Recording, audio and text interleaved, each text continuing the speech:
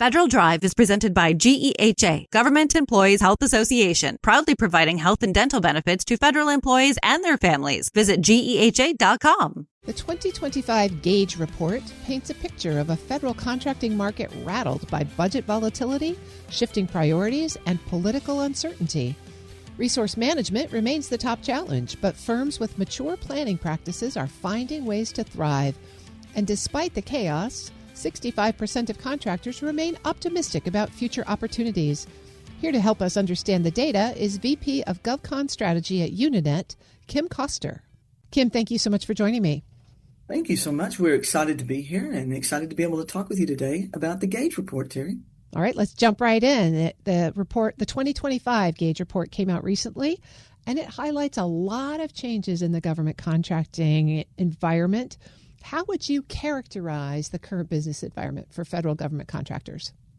Even though we've had a lot of change and a lot of different things thrown at government contractors, we see that optimism absolutely remains very high. Resilience, this particular marketplace is very resilient. So 65% of the firms remain optimistic, even as we've seen the reforms, the budget uncertainty, and the reshape of procurement. And really, that's changing all of their strategies, all the government contractor strategies, and having to relook at all the pieces of their business to be effective. There are so many changes happening. I want to kind of take them one by one in the report. One of the things that you report is that resource management has been the top challenge for government contractors 4 years in a row. Why do you think that issue is so persistent? I think it's because resource planning is hard. Resource management is just hard. It takes a lot of time, diligence, and coordination. And one reason that we picked the topic that we picked this year, which was resource management and project execution, was because we couldn't figure out why people were saying they were so mature with resource planning, yet they were showing it as the biggest challenge. So what we have decided is, one, it is hard, and it does take multiple sets of tools. So we kept seeing, Terry, Excel or spreadsheets being the number one tool. Now we just understand that there's a ecosystem of tools. So even though people are doing it well, it's difficult. And it's constantly evolving and constantly changing as they get new contracts. And as they lose contracts, get new contracts, things change. Well, the Trump administration has thrown a lot of uncertainty into financial planning right now, in the early part of 2025 anyway. And is this also related in part to the uncertainties around the federal budget appropriations process? I think so. And what we're really seeing through all of this occurrence with the changes with the budget and not really understanding where things are going is we saw that 80% of the firms reported difficulty winning contracts. Okay, that's huge. And 50% of the firms are listing finding new revenue sources as their top challenge. So, people are concerned with getting new contracts. Where are they going to get them? Do they need to pivot to a different agency? Do they need to pivot to commercial? So very uncertain times. Is there a difference in this space between the big contractors and small and medium-sized firms? Absolutely. So the larger contractors obviously are not having the same experience that the smaller companies are having. They're definitely struggling with getting the new contracts. They may only have had 2 or 3 contracts from one agency and have seen some downturn on those contracts. So they're definitely having to pivot and look at ways to be more efficient and get those proposals out quicker. And maybe to, like I said, a different product line, different agency, really trying to move that forward and keep all their staff and keep their business running. We've got several that can't keep the doors open. You mentioned that your focus this year was on resource management and project management offices. And the report shows that firms that have fairly mature PMOs and resource management teams are significantly more optimistic about growth. What is it that these firms are doing differently that other firms could learn from? So really, that project management office is seen from a contractor perspective as a growth engine. And I think it's just as equally as important for agencies. It's an assurance tool that their projects are being executed properly. Having that PMO really allows a very gated way to manage your projects. It allows you to tailor your projects based on the different types. You may have a fixed price contract that you don't want to put as much rigor against, and you may have a cost plus contract, obviously, that you're having to put a tremendous amount of effort towards that. One thing we did see was a shift to centralized PMOs. And for me, that was just great news. I've been doing this for a really long time, Terry, and it was so exciting to see that.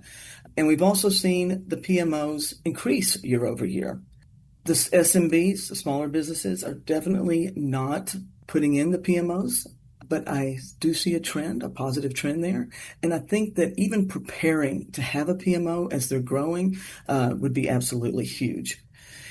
We have just some really simple stats around, 81% of GovCons with PMOs anticipate growth versus 65%, not having that same growth. And that correlates next year to the same amount, which is a 13% higher chance of growth. I'm speaking with Kim Koster. She's the Vice President of GovCon Strategy at Uninet. One of the other things that's interesting in this report, it says firms who want to stay in the federal space need to be prepared to do three things: innovate, optimize their operations, and diversify. Tell me a little bit about what those three things really are and what it takes in terms of investment and training to do what you think needs to be done. Well, first off, I think that we all need to start looking very seriously at AI to help enable our companies. I think AI has really moved from hype to what I would say a mission enabler. And, getting that, innovating with that, figuring out how to use it and incorporate that into your footprint of your technology tools is going to be a game changer. So in the report, we did put in an AI maturity model, which people can go off and look at. Actually, that's going to be in the supplemental, Terry, that's just coming out. So that maturity model is there. And in that supplemental, we compare the use of AI year over year. So from 2024 into 2025, and you can see a very large change in how many people are adopting it and how many people are adopting it with the proper policies and procedures around it. So for me, that's innovating. For the diversification, it's kind of like we talked about a minute ago, making sure that you're looking at all the possibilities, taking your product and being able to see, does agency A need it or agency B or C or all of the above? And maybe we started to also see a little bit of change to some commercial business. So, again, these companies really working to stay alive.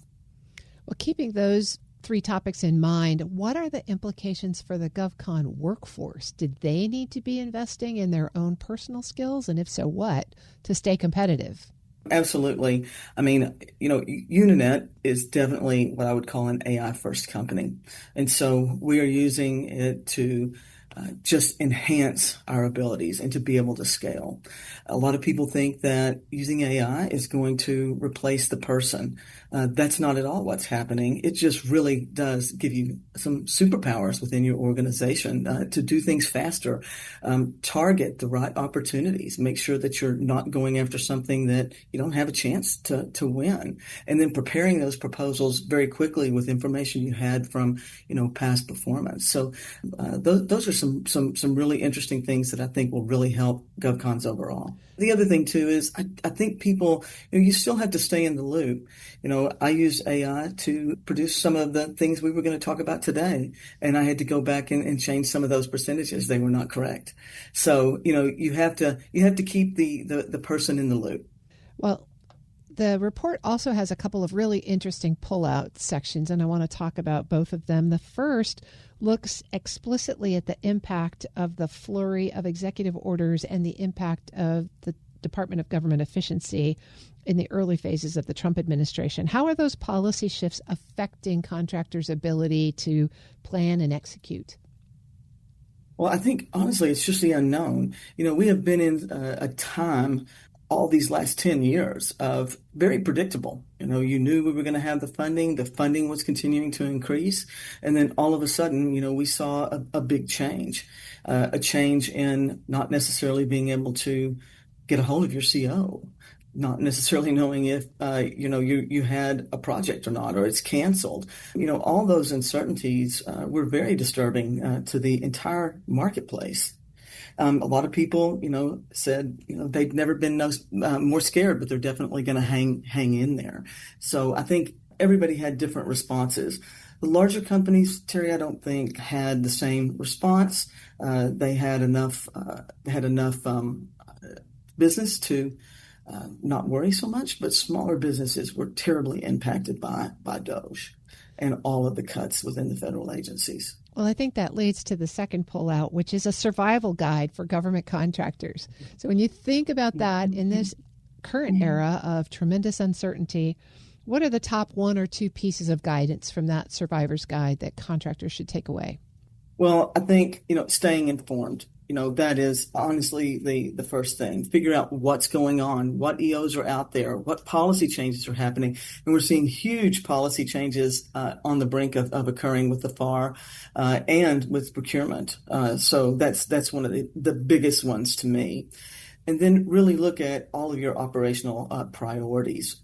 Make sure that you are compliant. Do some self-audits of your business. Adjust your financial plans. Don't just think that what you had before is what you're going to have today. Go back off and make sure that those plans are, being appropriately updated for what's actually going to happen. And I would just tighten up all of my processes. I would look at overall my people, processes, and tools, and I would take this time to really tighten that up. And then I would also look at increasing my business development abilities or capabilities. We saw year over year that BD resources were very short. That wasn't necessarily the case. It kind of moved off a little bit this year, moved down. So investing in tools, people, processes to be able to win that new business. And so being able to concentrate on that growth and then doing that growth very responsibly and gated, I think is really important. I've been speaking with Kim Koster. She's the Vice President of GovCon Strategy at Uninet. Kim, thanks so much for joining me today. Oh, thank you, Terry, for giving us the opportunity to chat with you. And it's such an exciting time in our business. We'll post this interview and a link to the 2025 Gauge Report at federalnewsnetwork.com/Federal Drive. Subscribe to the Federal Drive wherever you get your podcasts.